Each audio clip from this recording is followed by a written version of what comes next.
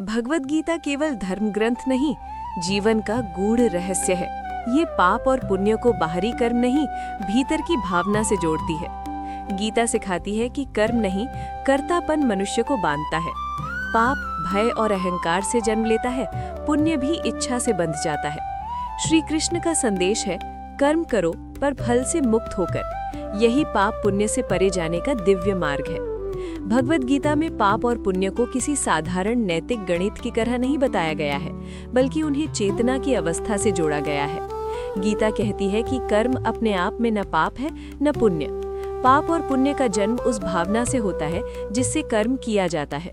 जब मनुष्य अहंकार, आसक्ति, भय या स्वार्थ से कर्म करता है तो वही कर्म बंधन बन जाता है और पाप कहलाता है।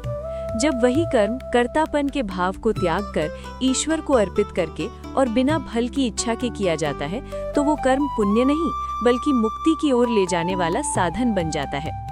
गीता ये भी सिखाती है कि केवल अच्छे कर्म करने से ही मनुष्य मुक्त नहीं होता, क्योंकि पुण्य भी सुख का बंधन बन सकता है।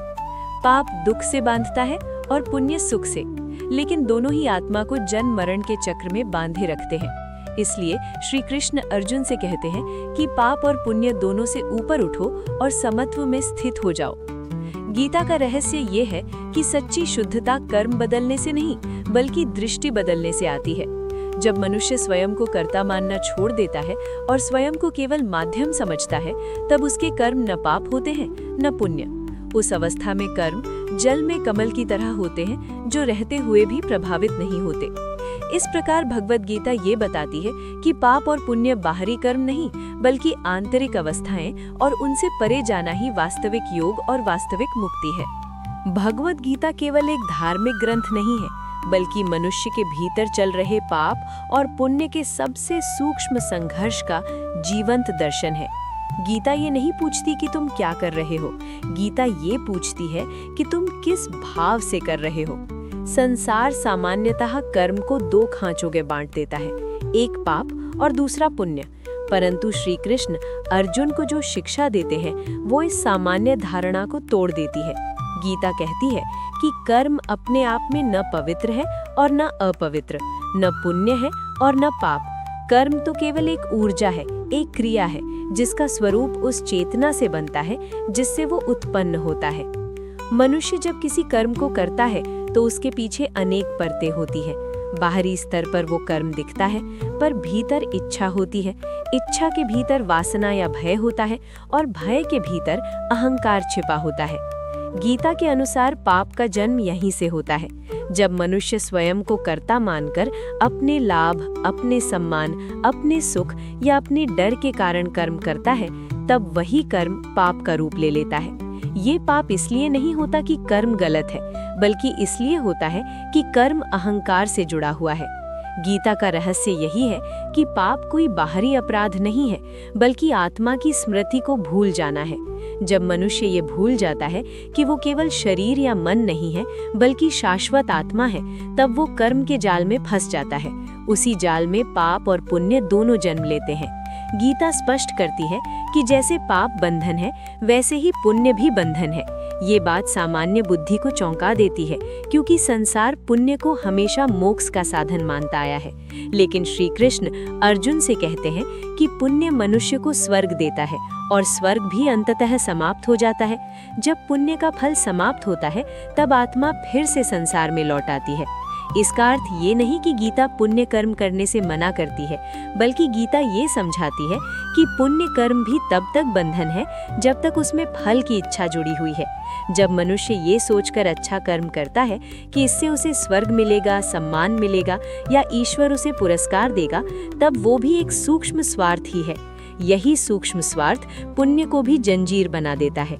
गीता का मार्ग इससे भी आगे का है। वो कहती है कि ऐसा कर्म करो जो न पाप हो न पुण्य, बल्कि केवल समर्पण हो। श्री कृष्ण अर्जुन को बताते हैं कि कर्म से भागना समाधान नहीं है।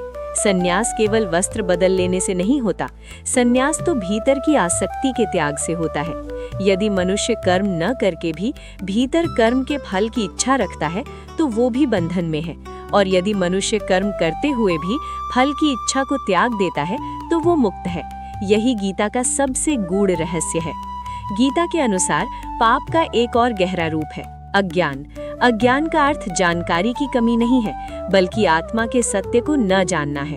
जब मनुष्य स्वयं को केवल देह मान लेता है, तब उसके सारे निर्णय भय पर आधारित हो जाते हैं। मृत्यु का भय, हानि का भय, अपमान का भय।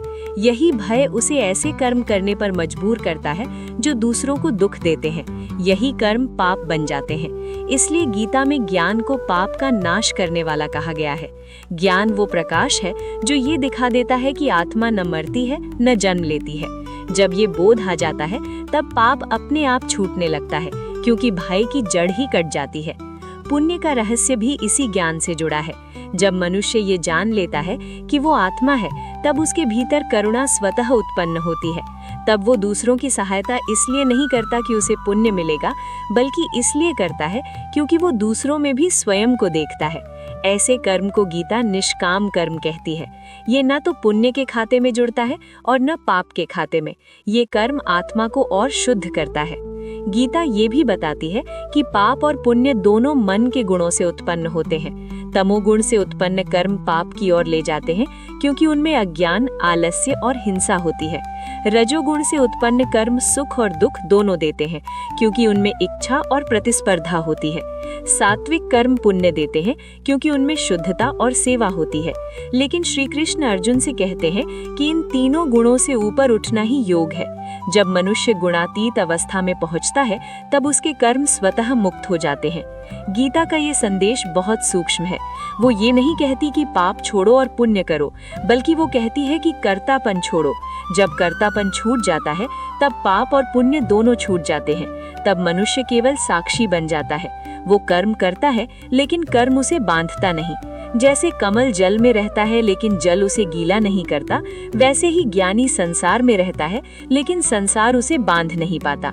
भगवत गीता में पाप का सबसे बड़ा रूप अहंकार बताया गया है।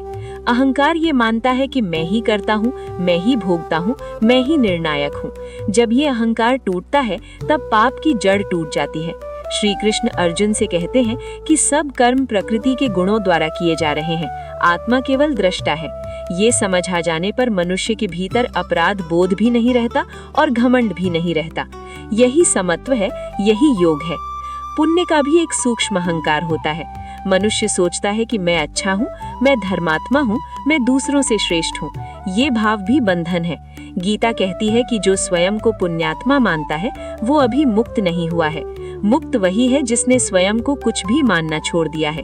वो न पापी है न पुण्यात्मा, वो केवल आत्मा है। गीता ये भी सिखाती है कि ईश्वर को कर्म अर्पित कर देना पाप और पुण्य से मुक्त होने का मार्ग है। जब मनुष्य ये मान लेता है कि जो कुछ हो रहा है वो ईश्वर की इच्छा से हो रहा है और वो स्वयं केवल एक साधन है, तब कर्म का बोझ समाप्त हो जाता है। तब न कर्म का गर्व रहता है और न कर्म का भय। यही भक्ति योग का रहस्य है। इस प्रकार भगवत गीता में छिपा पाप और पुण्य का रहस्य ये है कि दोनों ही अंतिम सत्य नहीं है। वो मनुष्य की चेतना की अवस्थाएं हैं। जैसे जैसे चेतना ऊंची होती जाती है, वैसे वैसे पाप और पुण्य के अर्थ बदलते जाते हैं। अंततः ऐसी अवस्था आती है जहाँ न पाप रहता है न पुण्य, केवल शांति रहती है, केवल प्रेम रहता है, केवल आत्मा का प्रकाश रहता है।